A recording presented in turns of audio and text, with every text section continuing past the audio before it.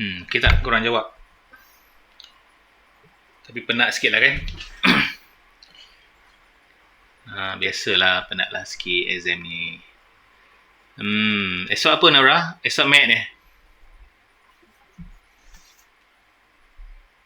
Ke mat dah lepas dah? Mat 2. Okay. Ready ke? Ready lah apa yang patut ya.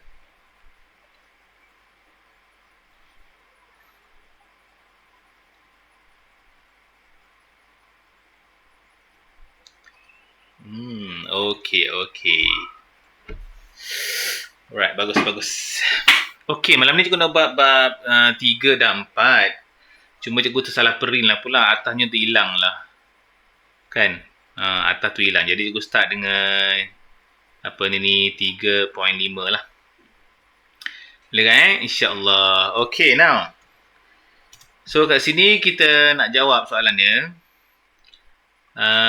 Dia tanya kat sini, daya yang bertindak ke atas suatu objek yang melakukan gerakan membulat. Gerakan membulat. Jadi gerakan membulat kita adalah kat situ lah.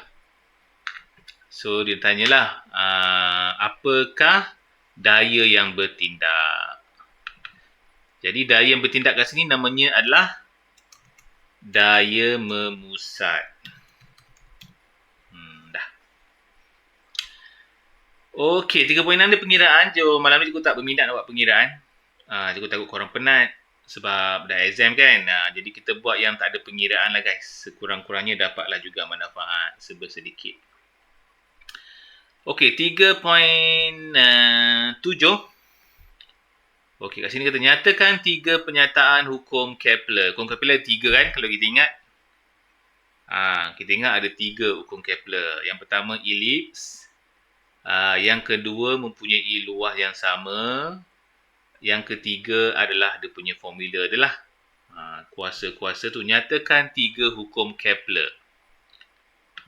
Jom kita buat So yang pertama dia adalah dia akan hilang pula. Asal hilang. Lari pula. Okey, yang pertama dia adalah dia akan orbit bagi setiap planet adalah dalam bentuk elips. Okey, dengan matahari. Okey, orbit bagi setiap planet adalah elips dengan matahari. Tambah sikit. Berada di satu daripada fokusnya. Okey, itu adalah untuk hukum Kepler pertama, guys. Jadi ingat yang pertama, ingat elips ya. Ingat yang pertama, ingat elips. Okey, yang kedua. Kedua ni dia punya luas. Okey.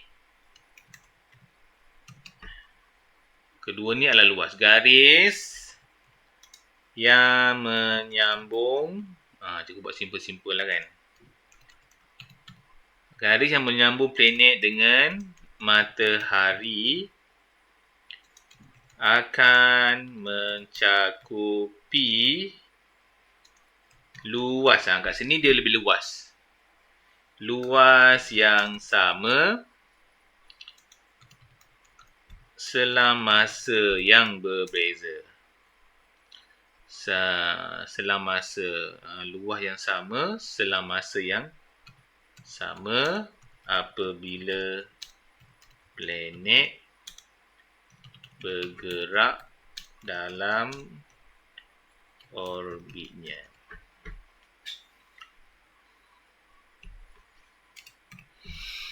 Okey, jadi ingat yang ini, ingat luas. Ingat luas. Jadi dia adalah Kepler kedua lah ya. Law of area. Okey, ketiga. Ketiga dia adalah pasal kuasa tu kan. Pasal kuasa. Formula je lah. Kuasa 2 tempoh T. Tempoh orbit planet adalah berkadar terus dengan kuasa 3 jejari arc. Jejari orbit. Okey, dah. So, inilah 3 hukum Kepler. Cikgu dah cuba ni membuat ayat yang simple-simple je.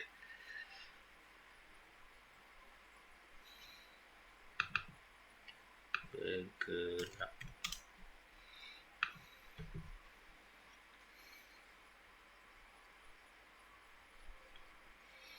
Okay guys. So hopefully korang ingat lagi lah. Biasanya kalau bab 3 ni tak lari lah daripada 3 hukum ni. Hukum Kepler ni. Biasanya dia keluar lah. Biasanya macam tu. Okay.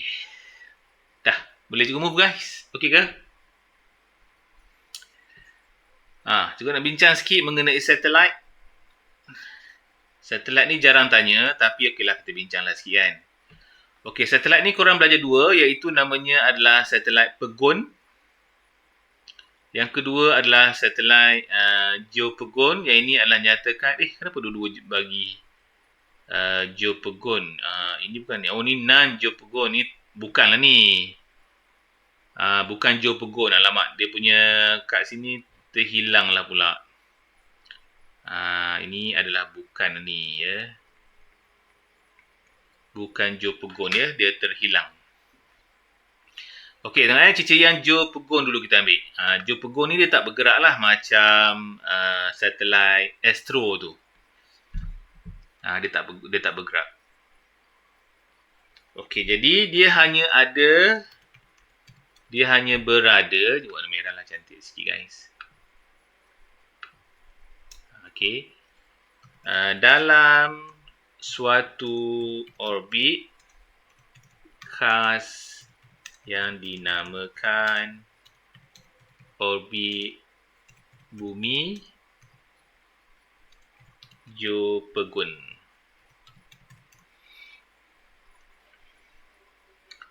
Dia memang berada kat situ je. Okey. Itu nombor 1. Okey, nombor 2. Dia bergerak mengelilingi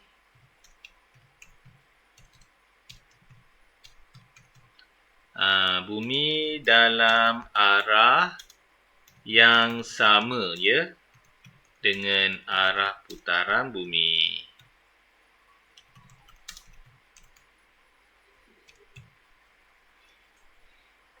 Okey.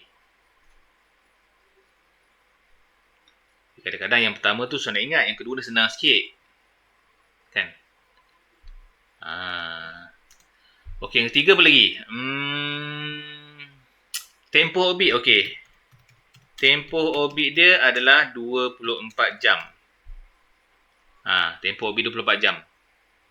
Sama dengan tempoh bumi kita ni. Sama dengan tempoh putaran bumi.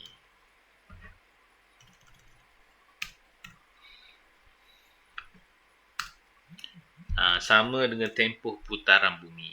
Itulah kot, dah cukup kot. Nak 3 je kan.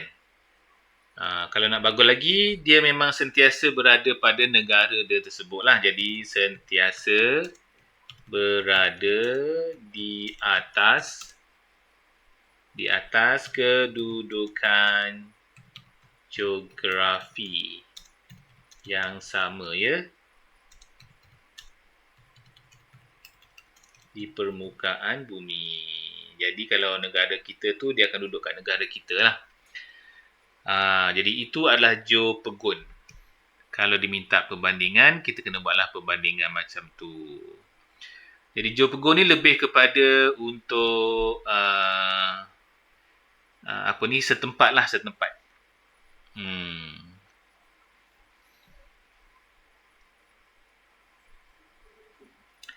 Okey, dah. Okey, kita nak tengok yang bukan Joe Pegong pula. Dia nak 2 je. Joe Pegong ni dia kalau katakan objek yang Joe Pegong tu dia duduk tengah-tengah sikit. Kalau bukan Joe Pegong, dia duduk sama ada atas sangat ataupun bawah sikit. Jadi Joe Pegong ni kalau ikut dia medium lah, tengah-tengah aja. Jadi bukan Joe Pegong ni dia ada atas, dia ada bawah. Jadi kita boleh kata berada dalam orbit lebih tinggi, lebih rendah atau lebih tinggi daripada orbit Joe Pegong. Okey, dia lebih tinggi pun boleh, lebih rendah pun boleh, bergantung kepada keperluan dia. Okey, kalau katakanlah masa kat sini dia masa. Arah kan, arah. Jadi kalau bukan Joe Pegong ni dia mungkin boleh mengikut arah. So bergerak mengelilingi bumi dalam arah atau bertentangan arah putaran. Dia boleh sama dengan bumi, putaran dia boleh bertentangan arah dengan bumi. Bukan Joe Pegong. Macam satelit untuk mengukur peta. Kan peta Google tu lah yang location kita share tu. Dia adalah bukan Joe Pegong lah sebab dia nak pusing bumi kan. Okay, tempoh dia macam mana? Kalau kat atas tu 24 jam, tempoh orbit dia mungkin lebih pendek atau lebih panjang. Lebih pendek, lebih panjang daripada 24 jam. Begitulah dia. Okey, kedudukan dia sentiasa berubah-ubah lah. Kalau dekat atas ni, dia sama dengan permukaan geografi bumi. Manakala yang bawah ni, dia akan berubah-ubah. Ya? Korang boleh tambah sendiri nantilah. Macam tu. Tapi dah cukup ni pun. Sebab dia nak 2 tu saja kan. Kita dah ada 4 dah. Jadi itulah guys, aku nak tekankan sikit untuk bab 3. Kalau ikut banyak lagi, dia ada pengiraan. Cuma cikgu rasa tak berminat pula nak buat pengiraan malam ni. Cikgu rasa awak penat dah kot kat sekolah kan. So kita buat yang santai-santai lah malam ni guys. Okay, now cikgu nak masuk bahagian bab 4. Bab 4 ni mungkin ada yang masuk, ada tak masuk lah. So kita assume dia masuk lah kan untuk pertengahan ni. So yang pertama kita kena bagi definisi haba. Haba ni dia tak ada formula. Jadi bila tak ada formula, tak bolehlah kita nak buat formula. Definisinya bergantung pada formula, tak ada. Jadi haba ni memanglah kena hafal sikit. So haba ni apa guys? Siapa tahu? Apa maksud haba? Haba tak ada formula. Jadi terpaksa kena ingat sikit lah.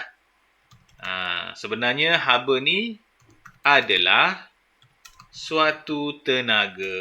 Tu je. Suatu bentuk tenaga. Itu aja guys. Senang aja. Suatu bentuk tenaga. Okey, apa itu keseimbangan terma? Keseimbangan terma ada 2 barang. Dia bersentuh, kedua-duanya mempunyai suhu yang sama. Jadi kadar pengaliran haba adalah sifar. Kadar pengaliran haba bersih. Okey. Jadi kita boleh buat keseimbangan terma adalah kadar haba bersih. Kadar ni maksudnya pengaliran haba tu lah. Kadar haba bersih yang dipindahkan antara 2 objek ialah sifar. Tambah sikit lagi. Dan suhu kedua-dua objek adalah sama.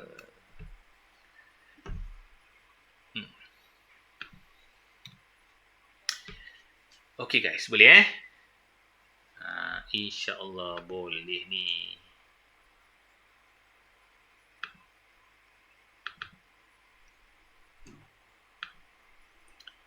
Lainlah cantik sikit guys. Ni. Okey, apakah dimasukkan dengan suhu? Suhu juga tak ada formula. Jadi suhu ni korang kena ingat jugalah. Suhu dengan haba benda yang berbeza. Kalau haba suatu bentuk tenaga, suhu ni adalah darjah kepanasan suatu objek. Darjah kepanasan suatu objek. Itu je. Kita boleh katalah suhu adalah darjah kepanasan sesuatu objek. Senang je guys. Cuma dia tak ada formula lah. Suhu tak ada formula, jadi tak boleh nak gantung pada formula definisi dia. Jadi itulah kelemahan dia sikit lah. Ya. Okey, apa itu masuk muatan haba, heat capacity? Bukan muatan haba tentu lagi. Muatan haba sahaja. Soalan paling banyak tanya muatan haba tentu. Muatan haba sahaja jarang ditanya. Tapi pun ada lah. Okey. Muatan haba ni dia adalah tak fair untuk semua barang. Jadi kalau untuk jadikan dia fair, kita kena pakai muatan haba tentulah baru dia fair. Muatan haba saja dia tak fair lah untuk membuat eksperimen. Jadi kenapa dia tak fair? Kerana dia adalah jumlah haba yang diperlukan suatu objek untuk meningkatkan suhu sebanyak 1 darjah. 1 Celsius. Okey. Jumlah haba yang diperlukan oleh suatu objek untuk meningkatkan suhunya sebanyak 1 Celsius. Okey, muatan haba tentu macam mana? Hampir sama sahaja. Sama sahaja. Cuma korang tambah 1 kg. Sama je. Okey. Jumlah haba yang diperlukan sama je. Yang diperlukan untuk menaikkan suhu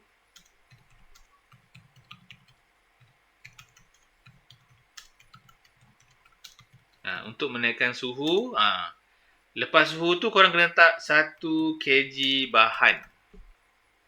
1 kg bahan ataupun 1 kg objek pun boleh. 1 kg objek sebanyak 1 Celsius. Okey. Jadi kat sini kalau ikutkan antara suhu dengan banyak ni korang kena tambah 1 kg. Jadi sebab itu yang 4.5 ni sebenarnya dia lagi bagus lah. Dia lagi bagus kita pakai untuk membuat eksperimen. Sebab semua bahan akan dijadikan sebagai 1 kg. Lepas tu baru dia buat eksperimen.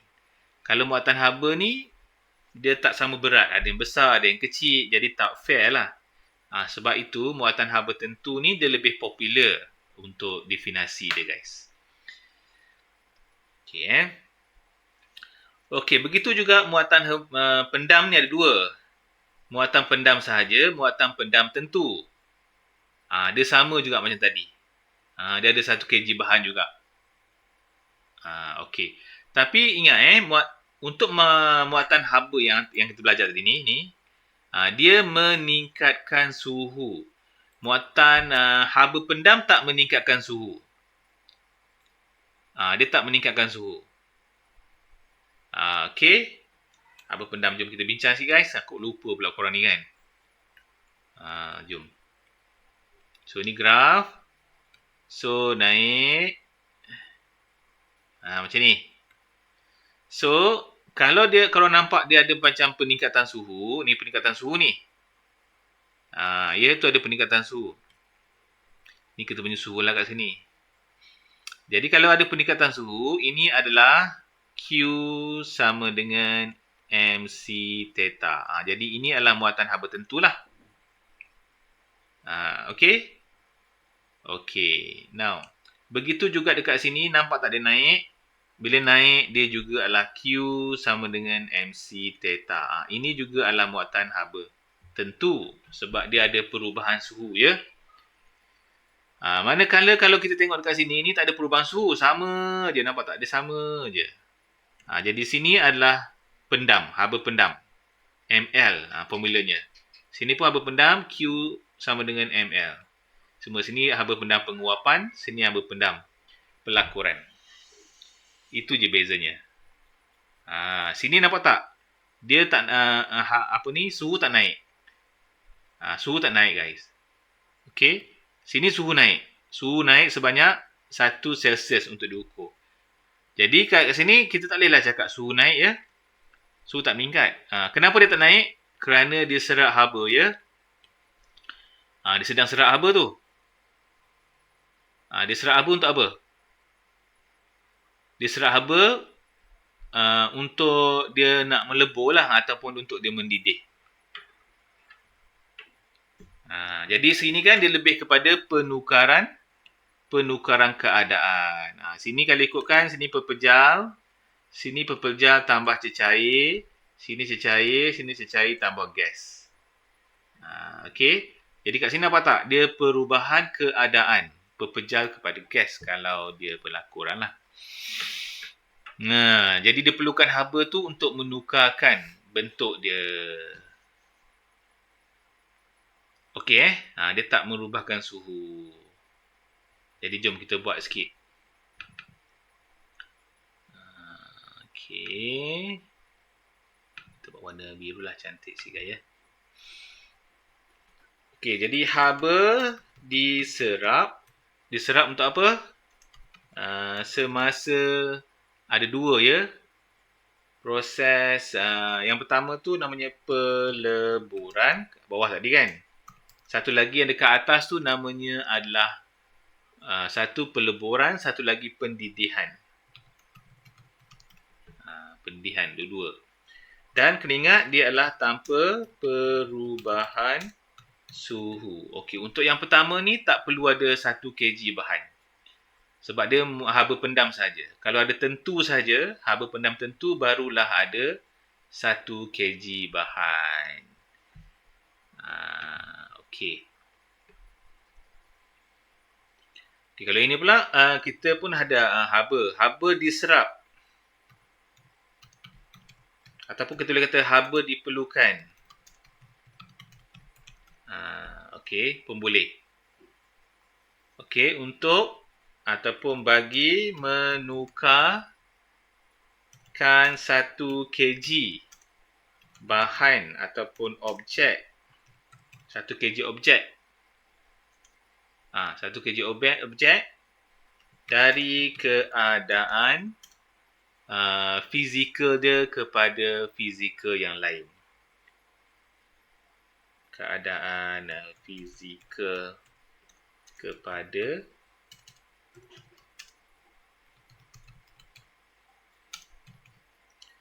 fizikal yang lain tanpa perubahan suhu.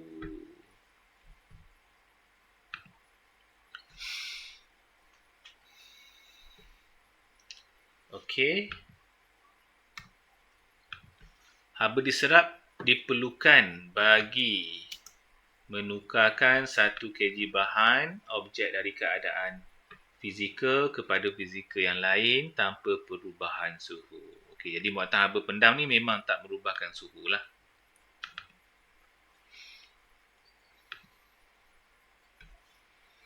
Kat sini ada haba pendam pelakuran. Ingat, pelakuran yang mula-mula tu, ya, penguapan yang atas. Jadi pelakuran ni banyak definisi dia.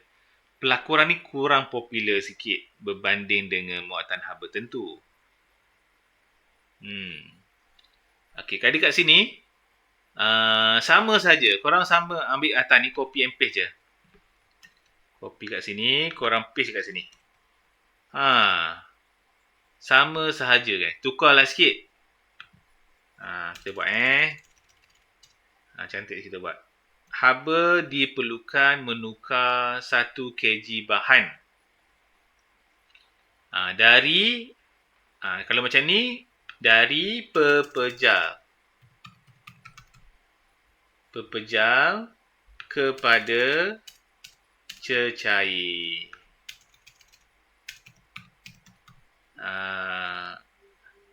Tanpa perubahan suhu. Tanpa perubahan suhu. Betul lah, tanpa perubahan suhu. Itu sahaja guys. Korang buat pendek sikit lah. Nanti kan pening-pening lah kan. Boleh. Definasi untuk haba pendam biasanya 2 ni yang popular. Kalau nak keluar pun lah. Dia lebih kepada haba pendam tertentu, pelakuran ataupun penguapan. Itu je lah. Boleh ya? Okey, untuk yang ini pun sama. Kalau penguapan, sama je lah haba yang diperlukan. Haba yang diserap pun boleh. Kg bahan dari cecair kepada gas.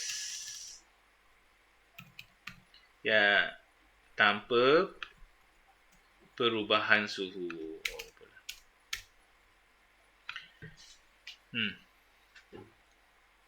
Jadi kalau korang ingat graf tu pun okey dah. Nak exactly macam ni ayatnya tak perlulah. Janji kena ada kg ni dan kena ada state dia ni, pepejal pada cecair.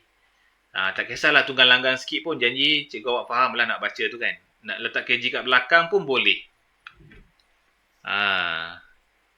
Kita katakan haba diperlukan menukarkan pepejal kepada cair tanpa perubahan suhu bagi 1 kg bahan.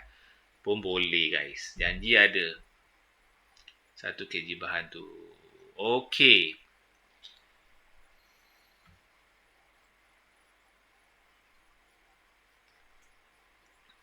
So, kita move lagi guys. Jom. Kita bincang pasal igloo pula.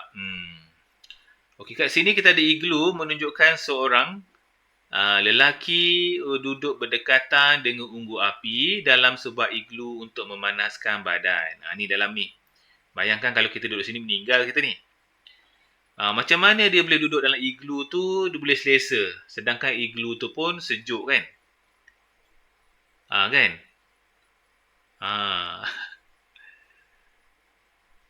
Macam mana tu? Heran kita. Soalannya apa nak? Tandakan tik jawapan yang betul apabila keseimbangan terma tercapai dalam situasi ini. Mana satu ni? Yang atas ke yang bawah guys? Yang pertama ke yang kedua ni korang rasa? Cuba korang tengok.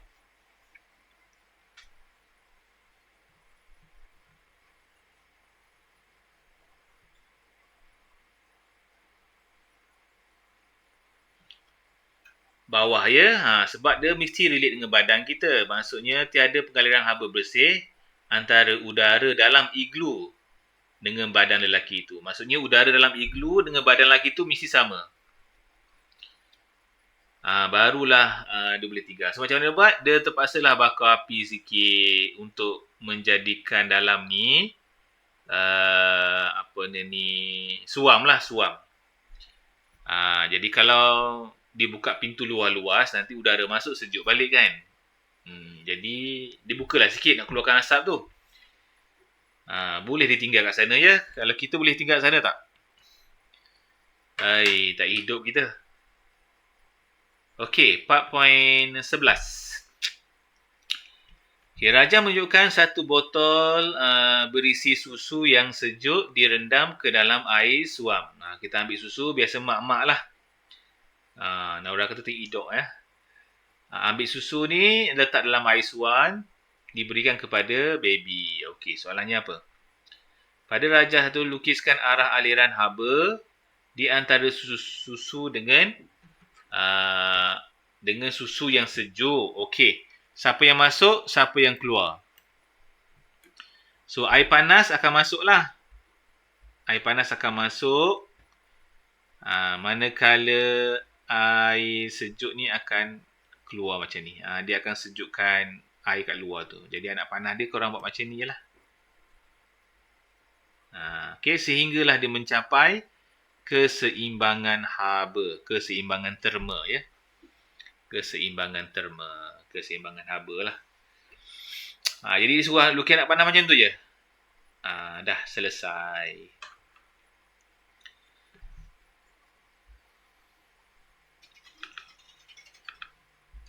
Okay, now. Apa akan terjadi kepada suhu kedua-dua cecair selepas 10 minit? Apa jadi pada nilai suhu dia selepas 10 minit? Anggaplah dia seimbang. Kalau seimbang apa jadi?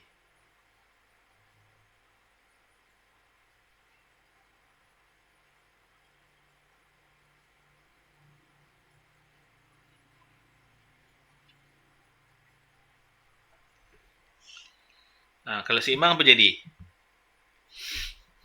Suhu sama. Ya, betul. Sama. Suhu sama. Betul-betul. Setelah 10 minit tu dah seimbang dah tu. Okey, jadi bila dah seimbang, nyatakan prinsip dia.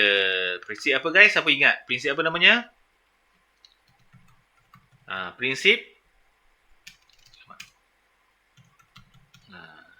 prinsip keseimbangan terma. Prinsip keseimbangan terma.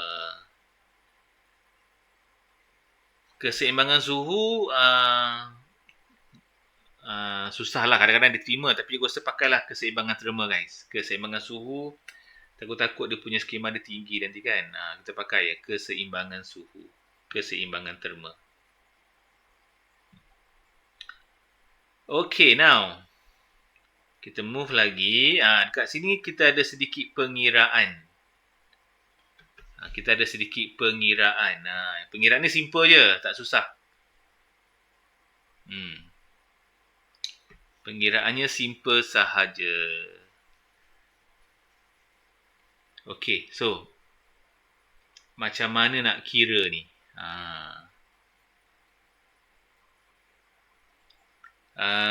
Cara dia adalah kita akan buat macam ni guys. Kenapa kita nak ukur termometer ni? Mula-mula nak tahu juga kenapa kita perlu ukur termometer ni. Termometer tidak tertuku. Tertuku ni maksudnya termometer bacaan dia mungkin dah lama sangat kan. Sama ada bacaannya tak jatuh ataupun naik sikit. Kalau letak dalam air batu tu, dia tak sampai kosong. Maksud boleh katakan termometer ni rosak lah, senang cerita. Okay, dia tak rosak tak juga. Cuma bacaan dia tu mungkin turun atau naik sikit. Ataupun mungkin dia punya reading dah hilang dah. Bacaan dia kat situ kan hilang lama sangat, dah hilang. Tapi termometernya boleh naik lagi, boleh naik, boleh turun. Jadi masih lagi boleh pakai kan. Cuma tak ada bacaan je. Itu mungkin antara tidak tertungku itulah. Jadi macam mana kita nak buat juga? Nak guna juga ni. Caranya kita kena buat dua cara lah. Yang pertama, kita kena masukkan dalam ais. Masukkan dalam ais, berapakah suhu dia? Ais kosong kan? Jadi kita ukur. Masuk dalam ais, suhu kita sampai dekat sini. Katakanlah suhu 0 Celsius dekat sini. 0 Celsius. Tapi panjangnya sebanyak 5 cm. Okay, dah masuk dekat air batu. And then kita masuk dekat air panas pula. Air panas mesti 100 kan? 100 kat sini. Kita tandalah kat situ. Dan kita ukur panjang dia. Okay guys, boleh faham tak? Itu yang asal dia. Okay, jadi formulanya untuk dapatkan suhu dia, kita akan buat dekat sini mesti yang, kat belakang ni mesti yang kosong. Okay, yang depan ni nak cari, yang bawah ni yang ke 100. 100 kita ni lah. Okey. Katakanlah kalau panjang yang kita nak cari ni adalah kita letak dalam air kopi kita sepanjang 2.5. Jadi kita ambil kotak ni, kita letaklah kat sini. 25.5. Ini yang kita nak cari. Yang ni semua panjang ya. Panjang bukan suhu lagi. Okey, daripada sini and then kita darablah dengan 100 Celsius. Itu sahaja guys. Korang darablah berapa dapat nilai dia. Nora, bantu cikgu Nora. Dapat apa Nora? Berapa dapat?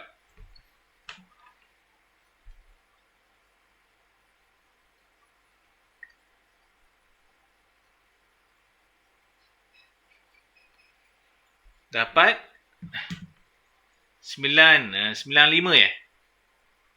98.21 tingginya Nora, betul ke? Kawan lain tak pasal tak kawan lain? Itulah macam tinggi sangat tu. Cuba buat bracket jangan lupa bracket dengan dia. Cuba kira lek macam tinggi sangat lah pula.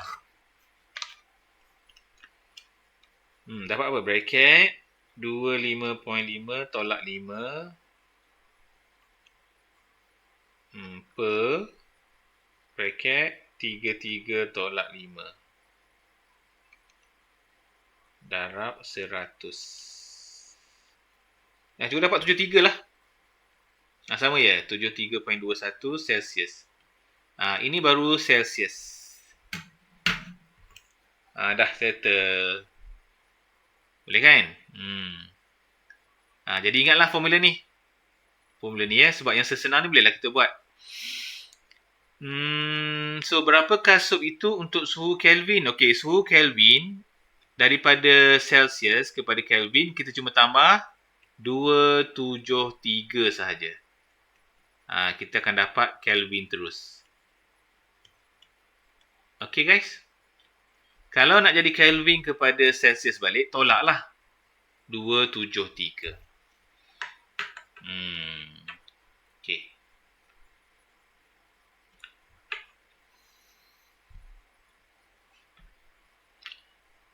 Cikgu risau nanti soalan fizik ni mungkin ada masuk soalan daripada form 2 ataupun form 3 ke. Sebab form 2 pun ada juga korang belajar clipper kan, vernier, tolak vernier semua tu. Takut keluar yang tu lah guys. Mudah-mudahan tak keluar lah ya. Okey, Raja 412 menunjukkan sebiji belon yang berisi air ya. Okey, dibawa ke arah lilin, menyala. Okey, dipanaskan dengan lilin ni. Belon itu tidak meletup. Ia menyentuh lilin. Apabila sentuh lilin, dia tak meletup guys. Macam mana tu? So, pilihkan pernyataan yang betul. Okey, antara dua ni mana korang rasa betul? Kenapa dia tak meletup? Padahal belon tu plastik getah je. Tapi dalamnya dia isi air lah tu. Nampak tak dia isi air sikit? Dalam belon tu ada air. Kenapa? Okey, jawapan awak mana satu?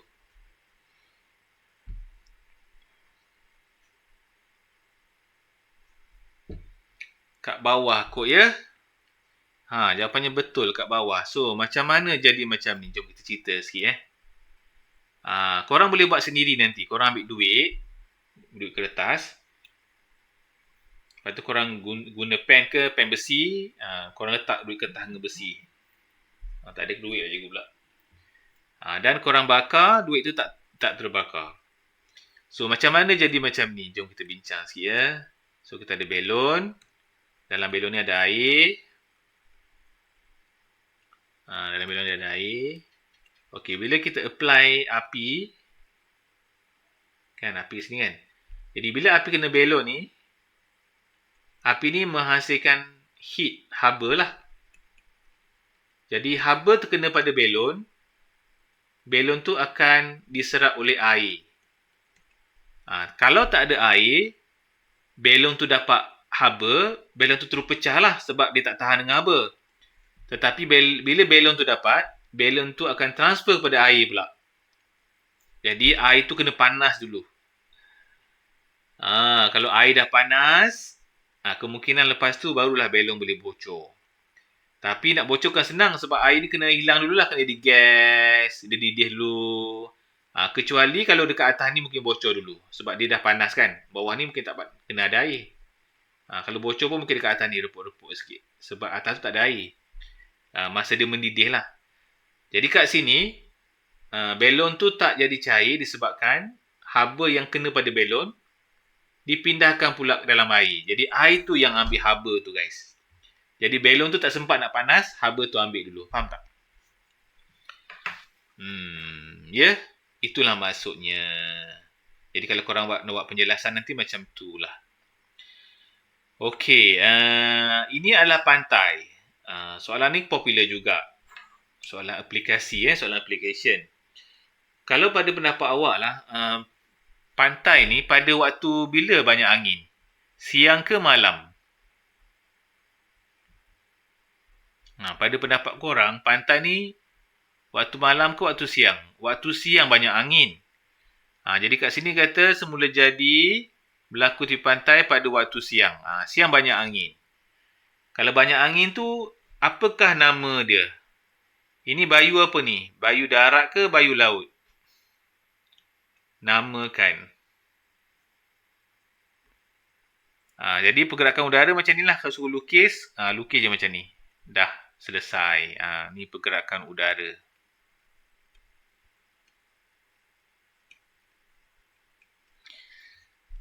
Jadi kalau pergerakan udara dari laut ke darat, ini namanya, tengok ni dari mana? Dari mana? Dari laut. Namanya bayu laut.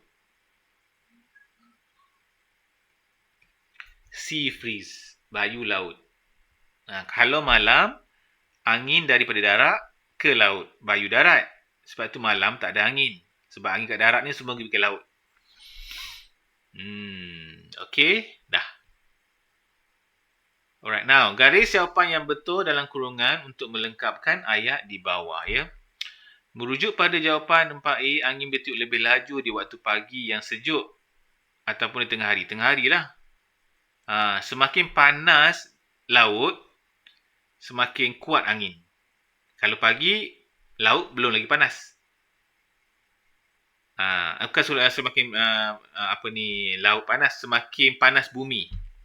Sebab apa angin ni bergerak? Sebab angin bergerak ni, angin ni nak sejukkan bumi ni guys. Jadi dia akan datang, sejukkan bumi dan dipusing balik. Jadi dipusing lah macam ni lah, lebih kurang lah, dipusing balik nanti. Jadi makin hot bumi ni, tengah hari makin hot kan, makinlah laju dia datang.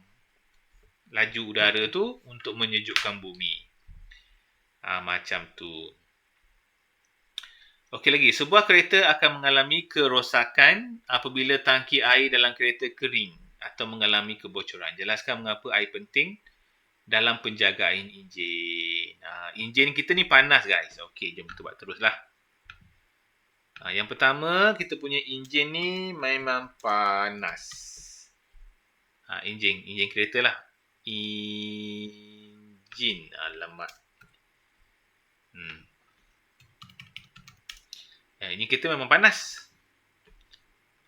Jadi bila panas ni, banyak haba dibebaskan. Kena cerita pasal haba. Jadi bila haba dibebaskan, kita punya enjin tu akan berasap lah. Berasap. Jadi macam mana dia nak buat supaya enjin ni tak berasap? Dia menggunakan konsep belon tadi. Belon ni. Macam mana supaya kalau dia berasap, enjin tu akan pecah lah kan. Jadi macam mana belon ni tak pecah? Dia akan isilah bahagian air. Dalam enjin tu adalah bahagian air. Supaya enjin tu tak, bila panas, air tu ambil. Faham tak? Jadi bila panas, enjin tu akan bawa kepada air. Macam belon ni konsep dia lah. Jadi kenapa guna air? Yang pertama, dah tentulah air ni mempunyai muatan haba yang tinggi. Sebab itulah kita guna air. Jadi air mempunyai muatan haba yang tinggi.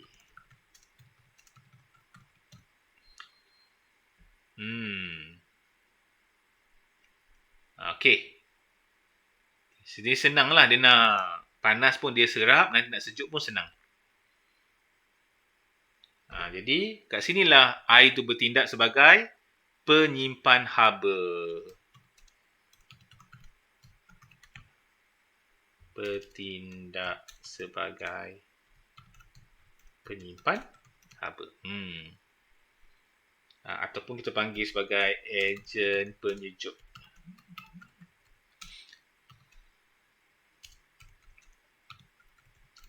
Okey. Begitulah, bukan saya saja je. Sebab tu kalau nampak kereta berasap je, sama ada enjinnya bocor, air bocor, air tak ada, kering. Mungkin ada wire yang cabut ke. Kira air habis lah, air habis. Ataupun lupa nak top up air. Sebab tu dia berasap ya, sebab tak ada air yang serap haba daripada enjin yang panas tu. Tapi untuk kereta elektrik akan datang, korang pun belajar kereta elektrik. Kereta elektrik tak ada enjin. Jadi kereta elektrik tak panas macam kereta yang ada sekarang. Kalau panas pun pada motor dia je. Sebab dia ada motor lah nak pusingkan roda kan. Panas motor taklah sepanas macam enjin. Jadi kat depan tu kereta elektrik tak ada enjin lah, ada motor seketul. Tu kat bawah sekali ada bateri. Jadi bateri tu akan menjalankan motor tu. Mungkin kalau panas pun adalah sikit lah coolant dia bagi sikit. Taklah macam sekarang ni. Okey, korang pun belajar juga AV. Cuma kat sini juga tak buat lah pula. Okey, kita ada sikit lagi masa kan. Kita buat sikit Okey, ni aplikasi. Soalan macam ni popular guys kalau keluar nanti. Menunjukkan dua jenis kuali. Alamak, tak ada pula. Okey, tak apalah. Kita assume lah ada dua kat sini ya. So ni permukaan berkilat. Okey, ada kuali. Permukaan ni mungkin berkilat. Ini permukaan ni memang gelap. Kuali juga permukaan dia gelap ya. Ini gelap, ini berkilat. Okey. Jadi kat sini dia kata Puan Su ingin beli kuali baru. Berdasarkan maklumat diberikan, nyatakan ciri-ciri kualinya. Okey, jenis permukaan ni korang nak pilih permukaan mana? Berkilat ke gelap? Apa pendapat korang? Nak pilih yang berkilat ke nak pilih yang gelap?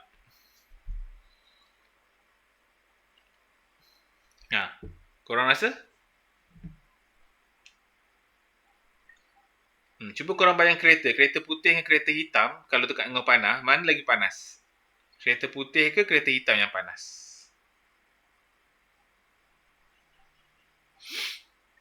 Kereta hitam yang panas. Kenapa? Sebab serak haba. Jadi kat sini kalau Puan Su dia nak suruh serak haba, jadi dia carilah permukaan yang gelap.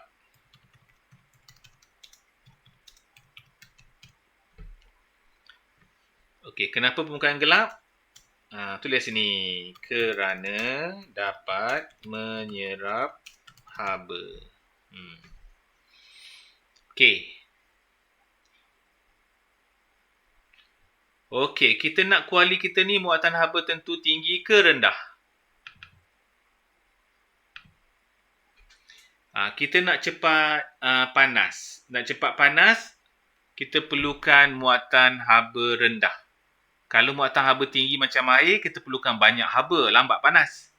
Jadi untuk cepat panas, kita perlukan muatan haba rendah. Jadi muatan haba tentu rendah. Okey, reasonnya kenapa? Reasonnya supaya cepat panas.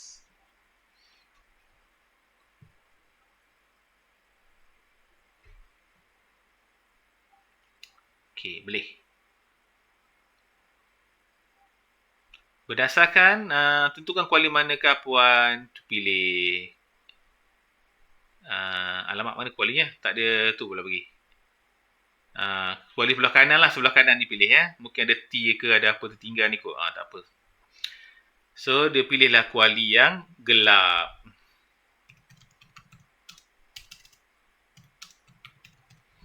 Okey, dah. Kita buat pengiraan sikit kan ini. Ini simple je ni. Lepas tu dah habis lah. Okey, now dia kata sebuah cerik mengandungi 1.0 air purata haba diserap. Okey. Jumlah haba yang diserap oleh air tersebut. Okey, kat sini kan kita ada purata haba. Dia nak hitungkan haba yang diserap oleh air. Kita ada kat sini. Nampak tak kat sini kita ada joule per saat. Ini power guys. Ini kuasa. Dalam bahasa Melayu adalah kuasa. Kuasa tau. Okey. Kuasa. Jadi kalau ikutkan kita punya formula untuk kuasa P. Sekejap. Q sama dengan PT. Q ni adalah haba. P ni adalah kuasa. T ni adalah time lah. Q ada satu lagi. Q sama dengan MC theta. Kenapa tak pakai ini? Sebab dia tak bagi maklumatnya. Dia hanya bagi maklumat power. Jadi terpaksalah pakai power punya maklumat. Jadi ni tak boleh pakai lah. Ni mungkin pakai nanti kot. Jadi kita carilah dia punya Q dulu. So power kita adalah 22. Okey, darab dengan 30 minit. Ingat, masa kita jadikan dia saat. Korang darab lah berapa dapat. 39,000 joule. Betul tak? Joule kalau ikutkan huruf besar. Ya? Okey. Hitungkan kenaikan suhu. Kenaikan suhu ni adalah theta. Kat sini barulah kita pakai Q sama dengan MC theta. Ya? Ini Q. Jadi Q kita dah ada dah. 39,000. M ni adalah dia punya mass dia. Mass dia dah ada 1 kg. Okey, masuk kat sini. Mass 1 kg. C dia 4,200. Theta tak ada. Korang pindah-pindah lah berapa theta dapat. Macam tu je lah guys. 3960 3960. Oh ya ke? 3960 ya. Sorry. Okey. 960. Yelah, aku silap sikit. Okey, masih Nora. Berapa dapat ini? Nora, apa Nora?